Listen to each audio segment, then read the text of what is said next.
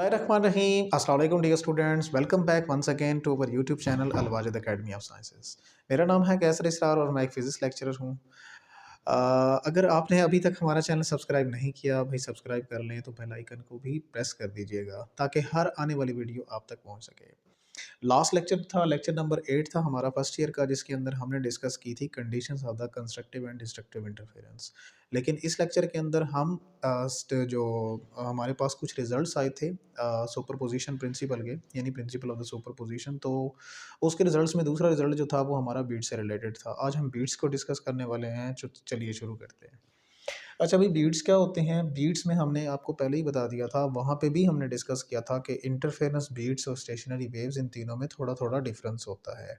Beats के अंदर भी दो वेव्स होती हैं बट स्लाइटली डिफरेंट फ्रीक्वेंसीज की होती हैं और सेम डायरेक्शन में ट्रैवल करती हैं, तो उस वक्त बीट्स जो हैं वो प्रोड्यूस होते हैं।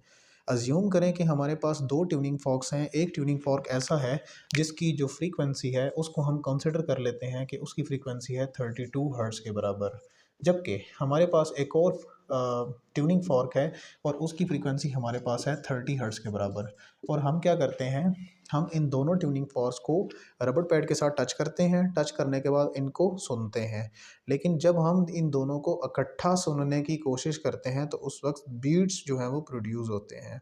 तो ये जो डायग्राम है यानी डायग्राम ए जो आपके सामने कंस्ट्रक्ट की गई है उसमें होता ही है कि हम ट्यूनिंग फॉर्क यानी जिसकी फ्रीक्वेंसी 32 हर्ट्ज़ के बराबर है उसको रबर पैड से टच करने के बाद आमने सामने यानी दूसरे को भी आमने सामने रख देते हैं और फिर क्या करते हैं, हम उन दोनों को सुनने की कोशिश करते हैं।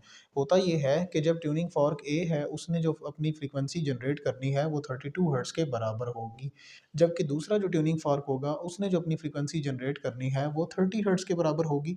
तो कुछ वेव्स ऐसी होती हैं यानी इन दोनों के अंदर पहले और दूसरे ट्यूनिंग फॉर्क की कुछ वेव्स उनके क्रेस्ट इनके क्रेस्ट के ऊपर लाई कर जाएंगे और उनका ट्रफ दूसरी वेव की ट्रफ पे लाई कर जाएगा। उस वक्त क्या होता है, उस वक्त जो वो रिजल्ट जनरेट करते हैं उस वक्त का रिज़ल्ट जो होता है वो कंस्ट्रक्टिव इंटरफेरेंस के अंदर आ जाता है और उस वक्त जो रिज़ल्ट आएगा उसका एम्पलीट्यूड यानी रिजल्टेंट वेव का एम्पलीट्यूड इंतहाई ज़्यादा होगा, बहुत बड़ा होगा। इसलिए हमारे पास यहाँ पे रिजल्टेंट वेव का एम्पलीट्यूड बहुत बड़ा आता है। लेकिन अगर शुरुआत में देखा जाए तो एक का क्रेस्ट और दूसरी का ट्रफ अगर आपस में लाई कर रहा है इट मीन्स दैट वो क्या करते हैं उस वक्त मिनिमम यानी हम उसको मिनिमम कंसिडर करते हैं। अगर लाइट वेव्स का तस्वर लिया जाए तो उसको कहते हैं मिनीमा यानी डार्क पॉइंट, तो वो हमें मिलता है।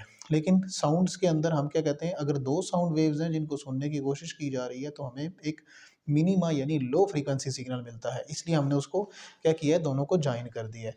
तो ये आहिस्ता आहिस्ता क्या होते हैं यानी इनके क्रेस्ट और ट्रफ जो है ये चेंज होते चले जाते हैं और कुछ स्टेप्स ऐसे होते हैं जहाँ पे इनका एम्पलीट्यूड इंतहाई ज़्यादा हो जाता है, लेकिन कुछ जगहें ऐसी होती हैं जहाँ पे इनके एम्पलीट्यूड जो है वो कम हो जाते हैं। रीज़न क्या है, रीज़न हमने बता दी है, क्योंकि उनकी फ्रीक्वेंसीज में थोड़ा थोड़ा डिफरेंस होता है। उस डिफरेंस की बिना पर कुछ पॉइंट्स पे वो दोनों एक दूसरे को यानी कैंसिल करने की कोशिश करती हैं दोनों वेव्स, और कुछ पॉइंट्स ऐसे होते हैं जहाँ पे वो दोनों एक दूसरे को सपोर्ट करती हैं।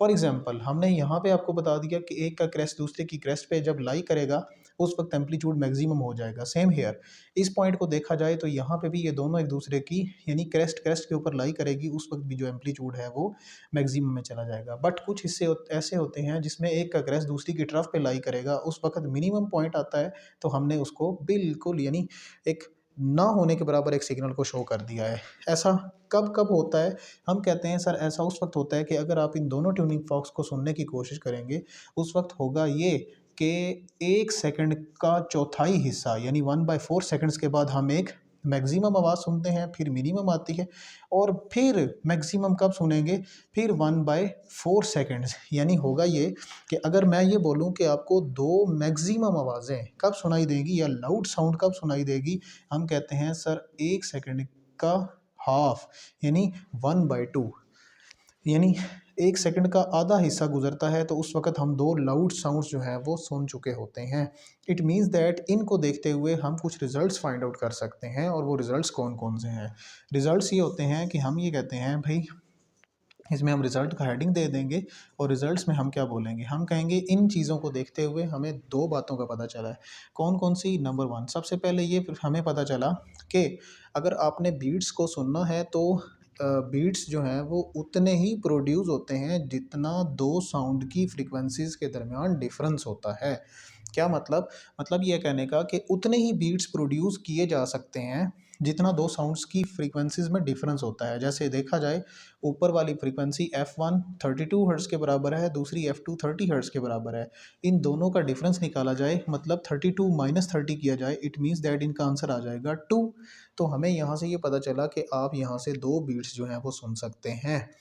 यानी कि फर्स्ट रिजल्ट में हम ये कहेंगे कि हम दो बीट्स उस वक्त सुनेंगे अगर तो उनकी फ्रीक्वेंसीज में डिफरेंस 2 होगा, और अगर इससे ज़्यादा होगा तो फिर ज़्यादा बीट्स सुन पाएंगे। यानी नंबर ऑफ बीट्स पर सेकंड जो है वो बेसिकली इज इक्वल टू होते हैं difference of the frequencies between the two sounds. और दूसरा रिजल्ट यहाँ से क्या फाइंड किया जा सकता है? दूसरा रिजल्ट ये होता है भाई कि आप अगर तो फ्रीक्वेंसीज का डिफरेंस जो है, फ्रीक्वेंसीज का डिफरेंस अगर तो 10 से ज़्यादा हो जाए, यानी फ्रीक्वेंसियों में जो फ़र्क है वो 10 से ज़्यादा हो जाए, तो उस वक्त हमें बीट्स जो है वो सुनाई नहीं देंगे, बल्कि उनके दरमियान डिफ्रेंसिएशन करनी हमारे लिए मुश्किल हो जाएगी। जब डिफ्रेंसिएशन मुश्किल हो जाती है तो हम कहते हैं भाई हमें बीट सुनाई नहीं दे रहे।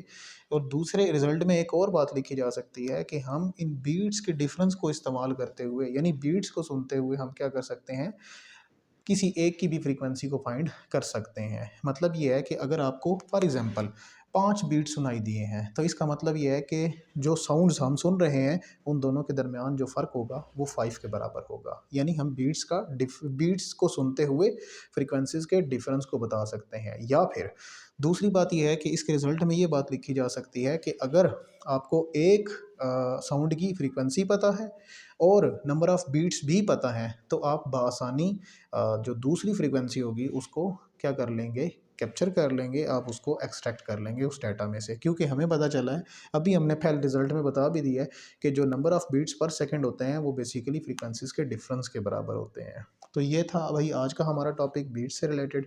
इंशाल्लाह नेक्स्ट लेक्चर के अंदर हम डिस्कस करेंगे स्टेशनरी वेव्स और उससे रिलेटेड जितने न्यूमेरिकल प्रॉब्लम वगैरह होंगे। तब तक के लिए हमें दीजिए इजाज़त। अल्लाह हाफिज़।